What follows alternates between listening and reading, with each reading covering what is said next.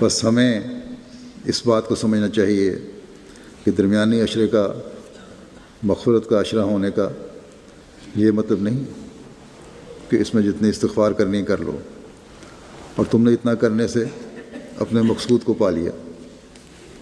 بلکہ اس طرف ہمیں حضرت صلی اللہ علیہ وسلم نے توجہ دلائی ہے کہ رمضان آیا،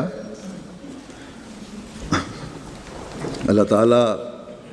اپنے بندوں کے قریب ہوا، تمہاری بھی توجہ روزوں اور دعاؤں کی طرف ہوئی، تو اب اپنی نیکیوں کو جاری رکھنے کے لیے، اللہ تعالیٰ کی رحمتوں سے مستقل حصہ لینے کے لیے، اپنی فطری کمزوریوں سے بچنے کے لیے اللہ تعالیٰ کے حضور استغفار کرتے ہوئے اس کی پناہ میں آؤ، اور یہ کوشش کرو کہ یہ حالت مستقل ہو جائے۔ اللہ کرے کہ ہم میں سے اکثر اس سوچ کے ساتھ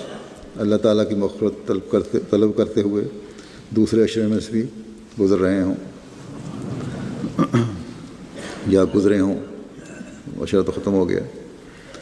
اور اب اس سوچ کے ساتھ تیسرے عشرے میں بھی داخل ہو رہے ہوں کہ اللہ تعالیٰ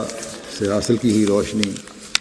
اور طاقت ہمیں اللہ تعالیٰ کی رضا کی جنتوں میں لے جانے والی ہوگی